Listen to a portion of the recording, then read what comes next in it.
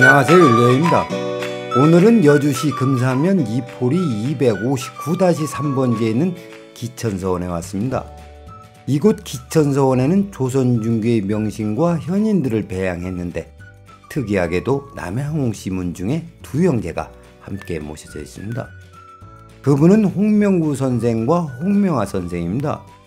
형이 되는 홍명구 선생은 8살 나이에 시를 지을 정도로 총명했다고 합니다. 그런 선생이 평안도 관찰사로 부임하여 자모산성을 지키던 중 병자호란이 발생했습니다. 그러자 선생은 나는 마땅히 죽어야 할 사람이라는 말과 함께 마지막으로 노모에게 영결의 서신을 보냈다고 합니다. 그리고 용감히 싸워 수백 명의 적을 살상하고 장렬하게 죽음을 맞이하였습니다. 병자호란 때 아군이 승리한 전투는 선생이 지휘한 기마백전 전투와 김준용 장군의 광교 전투뿐이었다고 합니다. 다음으로 아우인 홍명하 선생은 암행어사로 탐관오리를 적발하여 많은 공을 세웠으며 또 여러 관직과 함께 영의정에 오른 명신입니다. 지금부터는 여주시 금사면 이포리 산 14-2번지에 있는 남양홍씨 여주선영을 배경으로 이야기를 이어가겠습니다. 먼저 남양홍씨는 두 가지 계보가 있는 성씨로 당나라에서 귀화한 당홍계와 토착성씨인 토홍계로 나뉘는데 두 계보 모두 고려 때 명문갑족이었습니다. 당홍계와 토홍계가 서로 조상이 다르다고 계보를 달리하지만 한편으로는 동성동본이라고 해서 결혼도 하지 않는다고 합니다. 오늘 소개하는 남양홍씨는 당홍계입니다. 그리고 고려시대 명문가였던 남양홍씨 문중은 조선시대에 와서도 329명의 문과 급제자를 배출하여 전주희씨, 안동권씨, 파평윤씨에 이어 네 번째입니다. 다시 본론으로 들어와 서원에 위패를 모시고 싶다고 해서 모셔진 것이 아니므로 서원에 위패가 모셔졌다는 것은 생전에 높은 학덕이 있었다는 반증입니다. 해소 홍명구 선생과 홍명하 선생이 기천서원에 모셔진 것은 남양홍씨 문중의 경사요 영광입니다. 홍씨 문중에서 이러한 인물이 배출될 수 있었던 것은 여러 요인이 있습니다. 그 중에 저는 풍수적 관점에서 말씀드리겠습니다. 보시는 이미지에서 맨 아래 묘소가 홍명구 선생의 묘소이며 중간에 있는 묘소가 부친인 홍서익 선생의 묘소입니다. 그리고 맨 위가 조부인 홍성민 선생의 묘소입니다. 많은 사람이 조부인 홍성민 선생의 묘소 발복으로 걸출한 인물이 나왔고 후대에 여러 정승을 배출할 수 있었다고 합니다. 그러나 조부인 홍성민 선생의 묘소와 부친인 홍서익 선생의 묘소는 아쉽게도 실혈을 하였습니다. 실혈의 원인을 들라면 남한강에서 불어오는 바람 때문입니다. 바람을 타는 곳은 생기가 숨어서 진행하는데 그것을 고려하지 않았다고 판단합니다. 따라서 여주선영은 홍명구 선생과 홍명하 선생의 음택발복지라고 할 수 없습니다.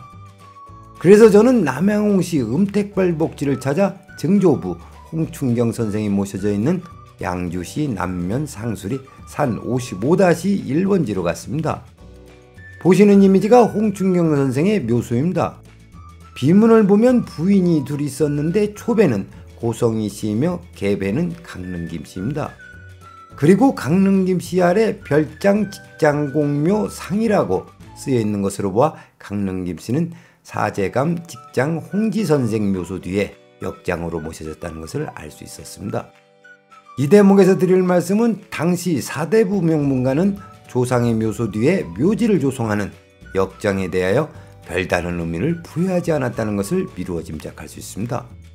그건 그렇고 홍춘경 선생의 묘소를 쌍분으로 조성하고 비석에 부좌나 부우를 표기하지 않은 것으로 봐서 백호방향에 홍춘경 선생이 모셔져 있고 청룡방향에 정경부인 고성희 씨가 모셔진 것으로 보입니다.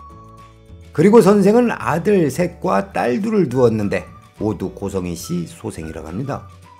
그리고 정경부인 고성희 씨는 오늘 소개하는 홍명구 선생과 홍명하 선생의 증조모입니다.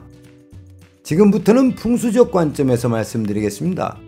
생기가 청룡방향으로 약간 치우쳐 내려오다가 정경부인 묘소에서 진열을 생성하였고 적확하게 전멸이 이루어졌습니다. 펑퍼지만 이런 곳에서 시녀를 찾는다는 것은 결코 쉬운 일이 아닌데 한치의 오차도 없이 점혈하였고 그 자리에 정경 부인을 모셨습니다. 제가 남양홍시 양주선영을 둘러보고 느낀 것은 홍춘경 선생의 자손 중에 여러 정승이 나올 수 있었던 것은 정경 부인을 명당에 모셨기 때문이라고 생각합니다. 특히 감방의 생기가 홍명구 선생과 홍명하 선생의 사주팔자에 많은 영향을 미쳤다고 판단합니다. 그 이유는 홍명구 선생은 병신생, 홍명하 선생은 무신생으로 두 분 모두 본명궁이 곰방입니다. 이때 국수의 인기우선과 양순음액에 따라 감방의 영향을 받게 되는데 감방에 수려한 봉우리가 생기로 작용하기 때문입니다. 그리고 감방 45도의 수기가 사격의 생기를 통하게 하고 있습니다. 정경 부인의 묘소를 보면 점혈이 얼마나 중요한지 다시 한번 확인할 수 있습니다. 그럼 오늘의 이야기를 정리하겠습니다. 저는 남양홍시 양주선영을 둘러보면서 세상에 우연이란 없다는 것을 느꼈습니다. 왕대밭에 왕대나고 졸대밭에 졸대난다는 풍수의 인과법칙은 진리인 것 같습니다. 오늘은 여기까지 하겠습니다. 시청해주셔서 감사합니다.